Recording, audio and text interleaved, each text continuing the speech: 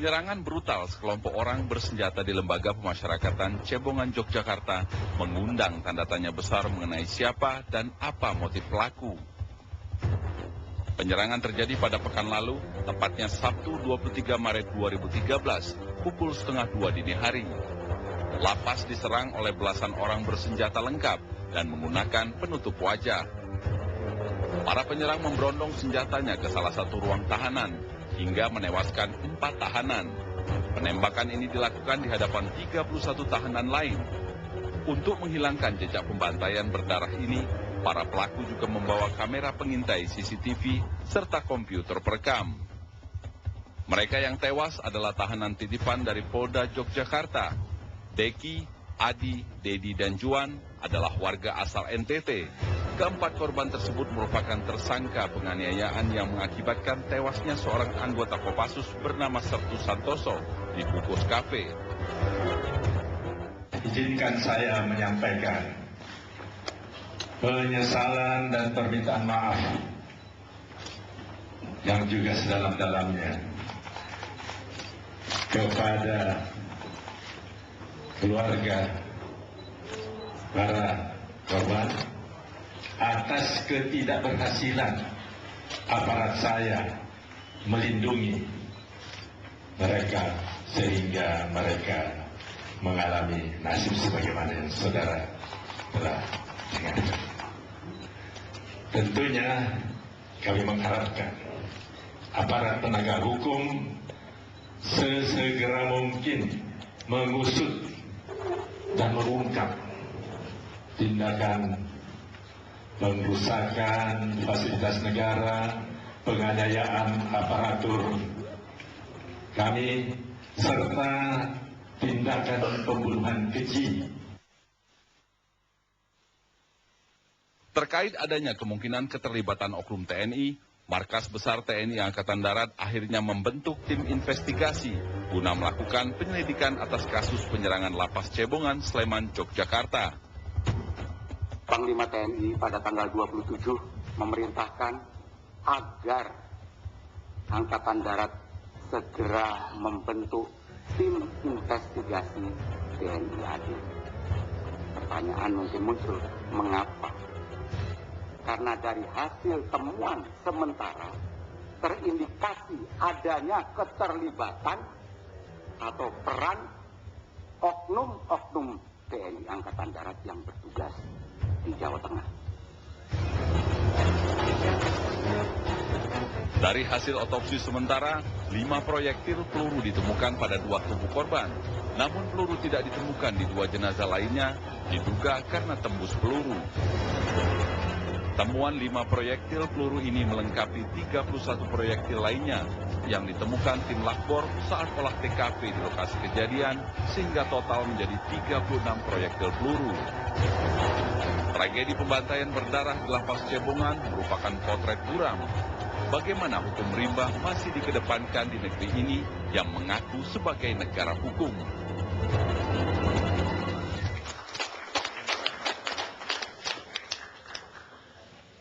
Pemirsa, masih dalam diskusi hukum rimba di negara hukum. Tadi saya, sekarang pengacara.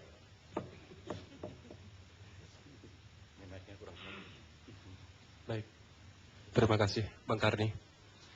Jadi saya mencoba untuk pertama kali menindaklanjuti pernyataan dari Polri dulu. Jadi yang pada pokoknya menjelaskan antara Polri dengan masyarakat itu harus ada hubungan kemitraan. Jadi dalam kesempatan kali ini saya ingin menyatakan kami mencoba bermitra dengan Polri dengan mengungkap berbagai macam kejanggalan yang itu adalah otokritik kami dan bukti kecintaan kami kepada Polri. Saya mencoba membuka pertama dulu ketika 4 orang tersangka yang kemudian menjadi korban ini pertama kali dibawa di Sleman, di Polres Sleman.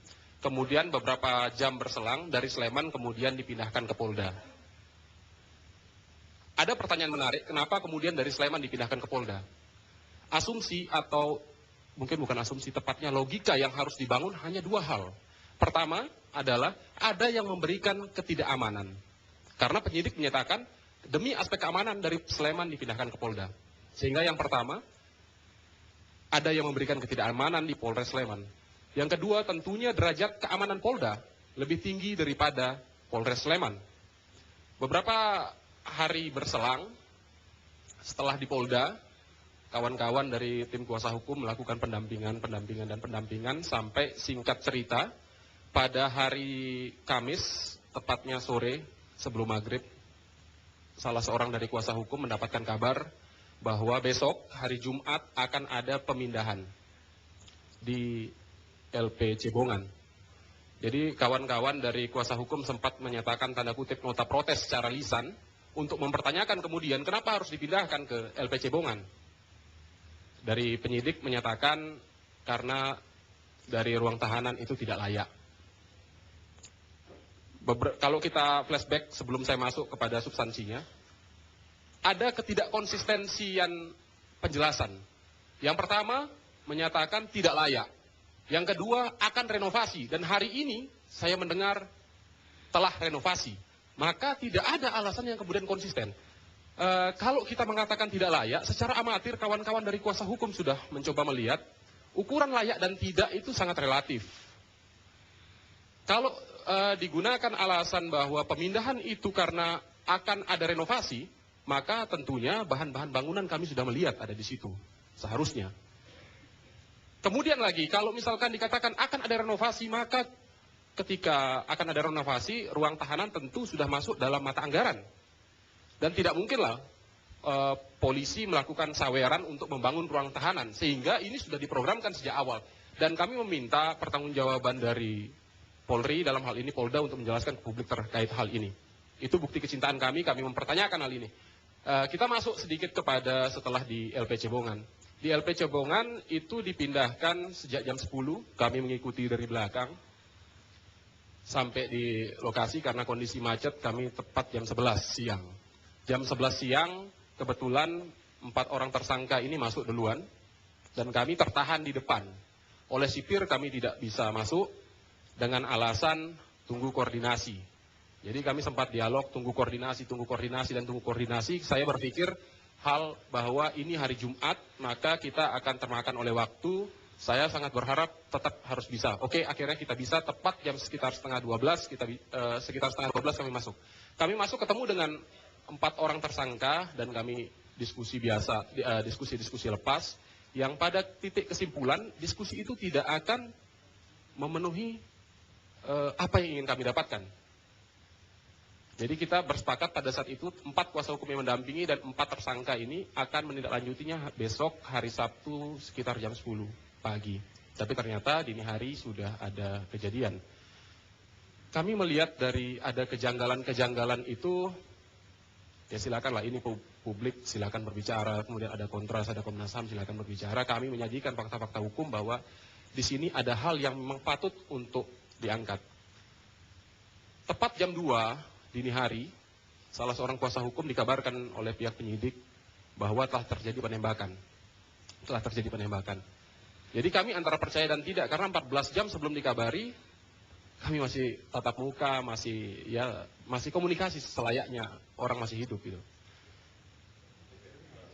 Kemudian beberapa waktu berselang, kami datang setengah 8 pagi ke lokasi. Setengah 8 pagi ke lokasi kami masuk, tertahan lagi oleh sipir di depan, tidak boleh masuk. Alasannya lagi-lagi koordinasi. Saya sampai sempat emosi dan kemudian ada brimob yang menghampiri saya. Saya katakan di sana, ini klien saya dari hidup sampai mati, hak hukumnya itu tidak terlindungi di sini. Akhirnya tetap tidak diberikan izin. Akhirnya ya mungkin kalah jumlah, kami hanya berempat dan brimob pada sekitar 15. Ya sudah, kami mundur. Kita ikuti kemudian pada saat di Rumah Sakit Sarjito. Ada hal yang menarik juga saya sampaikan dalam kesempatan kali ini, bahwa Polri juga seharusnya ketika kejadian yang sudah diprediksi sekitar jam setengah 1 ya, kami tahunya jam 2, ada rentang waktu sekitar 1 sampai 1,5 jam pada saat itu, tidak melakukan upaya pencegahan. Jadi kami melihat di beberapa peristiwa misalkan Polri betapa sigapnya melakukan pencegahan, tapi khusus untuk ini kami melihat itu tidak ada. Polda punya kewenangan untuk menginstruksikan 5 Polres di kabupaten kota yang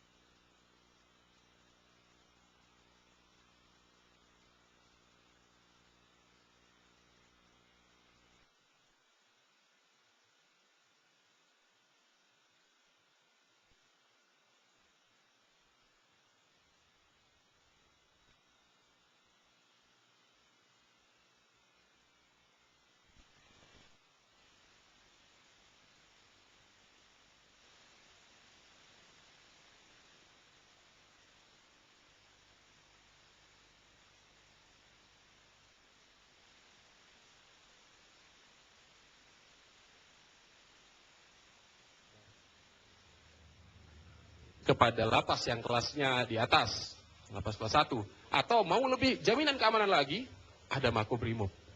Tapi ya silakan lagi-lagi dari Polda. Kesimpulan Anda apa? Kesimpulan kami, ya kami tetap mendorong pertanggungjawaban karena unsur dari praktek pembiaran kami melihat di sini. Karena kita mulai dari kejanggalan-kejanggalan, kami tidak mau menyentuh jadi domain-domain yang disampaikan pembicara sebelumnya bahwa ada motif dan seterusnya, itu terlalu dini kalau kami menyebutkan. Kami mencoba melihat kejanggalan-kejanggalan yang seolah-olah, tanda kutip, sudah ada yang tahu bahwa kejadian itu terjadi. Dari Polda maksud Anda? Ya saya rasa Dari tadi ada nuntut Iya. Polda. Ini berarti Polda yang ada. seolah-olah sudah tahu akan ada terjadi hal ini. Baik. Basio mau nambah? Saya cuman malah ke Mas Hendardi sebelumnya juga. Kalau saya itu banyak kenal tentara karena wayang. Setahu saya ya kalau dari ngomong-ngomong pribadi itu enak, gitu loh. Tapi ketika iya. Tapi maksud saya gini Pak Karni, tuduhan kepada Kopassus itu apakah atas dasar apa gitu? Karena kalau itu yang terjadi, kenapa dulu waktu ada itu Pak Karni, orang yang dibunuh, marinir yang jaga salah satu PT, kalau nggak salah PT A gitu, kan dibunuh oleh Kopassus. Sorry. Marinir, Kopassus yang dibunuh oleh marinir. Kenapa kok tidak ada balas dendam? Itu saja sih. Kalau memang ininya balas dendam. Kalau waktu itu marinir dibunuh, Kopassus dibunuh oleh marinir dan nggak ada apa-apa. Itu aja sih pertanyaan saya. Kenapa kok langsung Kopassus? Baik. Pertanyaan apa? Nanya tadi. Silakan. Ya saya kira ini bukan nuduh ya, tapi duga saya menggunakan formulasi tadi diduga kuat atas dasar motif dan juga sasarannya. Sasaran kan hanya 4. Dari sekian banyak tahanan, katakanlah dari 31 tahanan, 30 berarti 35 tahanan, kemudian ada 11 tahanan yang dipindahkan, cuma 4 itu sasaran. Dari motif dan sasaran itulah. Supaya maksudnya satu investigasi itu bisa bekerja ya pasti dengan dugaan-dugaan kuat. Itu dulu ya. Dan karena itu saya usulkan tadi supaya kita nggak berputar-putar pada lingkaran yang sama dan kasus-kasus semacam ini berulang di ujung yang nggak ini, itu dibentuk tim investigasi yang saya usulkan tadi yang dibentuk oleh kalau SBY ini membiarkan tim penyidik masing-masing ini bekerja sendiri-sendiri dan berlomba-lomba cari faktanya masing-masing. Ini saya kira Presiden juga sedang berkontribusi untuk mengaburkan fakta-fakta lapangan atau malah berkepentingan untuk mengaburkan fakta-fakta lapangan, ya. Dan saya Bang Karni, satu hal yang paling penting, kalau mau bicara soal kudeta yang baru-baru ini, inilah potensi kudeta paling ini. Kalau dia lompat ke istana itu bagaimana orang-orang ini? Bukan Ratna Sarumpait atau Adi Masardi, saya kira. Terima kasih. Baik, saya mau ke Kapus PTNI. Tapi Pak Dirjen ada yang mau ditambahin dari Pak Kanwil tadi? Baik, terima kasih Pak Karni. Mungkin sudah cukup gamblang yang disampaikan oleh Pak Kanwil. Cuman paling mungkin supaya saya tidak lupa bahwa betapapun itu peristiwa di rumah kita, itu peristiwa yang lalu bagi kami itu sudah ada yang ngurus. Sekarang ini ada yang ngurus, ada Polri dan aparat untuk seterusnya mengusut. Tapi bagi kami itu adalah momen untuk evaluasi memang untuk standar pengamanan lapas rutan. Jadi standar pengamanan lapas rutan itu ya terkait SOP-nya, terkait SDM-nya, jumlah maupun kualifikasinya, terkait pemenuhan sarana prasarana, kamtib, termasuk senjata dan sebagainya. Ini mungkin pemerintah bisa melihat betapa lapas sebenarnya perlu dikuatkan dari sisi-sisi itu. Dan kami sedang melakukan evaluasi tentang SOP-nya bagaimana, termasuk misalnya pembukaan pintu gerbang di malam hari itu, ya kita harus evaluasi. Demikian Pak, sementara. Baik, Pak. Terima kasih Bang Karni. Mungkin kami menambahkan dari rekan pengacara almarhum, kaitan dengan jam 8 pagi ingin masuk ke lapas tidak diizinkan. Karena itu proses olah TKP, crime scene processing, kalau nggak sampai hari Sabtu Pak itu. Karena kan memisahkan para saksi dan sebagainya sudah di polis lain, mungkin itu Pak mungkinnya. Akses ke dalam itu tidak diizinkan oleh petugas lapas pada saat setelah kejadian jam 8 pagi, mungkin karena itu tambahan kami Pak. Terima kasih Pak. Baik. Pak Iskandar. Assalamualaikum warahmatullahi wabarakatuh Pak Kani. Waalaikumsalam. Jadi apa yang sudah kita perbincangkan, kalau menurut hemat kami perlu ada beberapa koreksi mungkin nih Bang Karni atau Pak Karni. Jadi alangkah baiknya kita itu jangan terlalu terburu-buru menuduh, ya, jangan terlalu terburu-buru menuduh. Di mana di beberapa media itu selalu langsung menyebutkan Kopassus. Saya rasa di dunia kita ini atau di Indonesia ini ada etika. Tentunya kita janganlah langsung mengatakan seperti itu. Alangkah baiknya mungkin aparat pemerintah. Ya. Mungkin tadi dari perbincangan sudah dikatakan mungkin ada pemerintah alat pemerintah A, aparat pemerintah A, aparat pemerintah B. Kalaulah seperti ini yang mungkin bisa membuat sesuatu itu yang tadinya kita mau menertibkan hukum, jadinya melanggar hukum akhirnya semuanya. Ini harapan kami ke depan. Jadi dengan segala hormat tolonglah para teman-teman dari mana saja, apakah dari Komnas HAM, dari Kontras maupun imparsial, ya janganlah langsung mengatakan Kopassus. Ini harapan kami. Mungkin dengan inisial atau dengan apa. Saya rasa itu etika berdialog atau berjurnalis di dunia manapun. Selanjutnya saya nyampe kepada poin yang akan disampaikan. Jadi memang persepsi berkembang bila mana dikaitkan dengan San Santoso. Namun marilah kita secara arif dan bijaksana jangan terburu-buru. Mari kita menunggu semua proses apa yang dikerjakan oleh tim yang sudah berjalan. Saudara kita polisi sedang bekerja keras. Mari kita tunggu hasilnya. TNI sedang memberikan pekerjaan juga kepada tim yang sudah dibentuk. Ya, mari kita tunggu semuanya karena ini pekerjaan yang serius. Apalagi dikatakan tadi dari teman-teman semuanya perlu perhatian. Di sini dikatakan tadi juga pemerintah tidak ada perhatian. Saya rasa tidak bisa dikatakan seperti itu. Pada saat 3 hari kemudian setelah kejadian ini, itu langsung ada instruksi. Bahkan dari Panglima tertinggi TNI, Presiden Republik Indonesia, Panglima TNI agar segera membentuk tim. Bantu semuanya. Bantu semuanya, kerjakan secara tuntas, profesional, transparan. Berikan pertanggungjawaban kepada masyarakat, kepada rakyat sebaik-baiknya.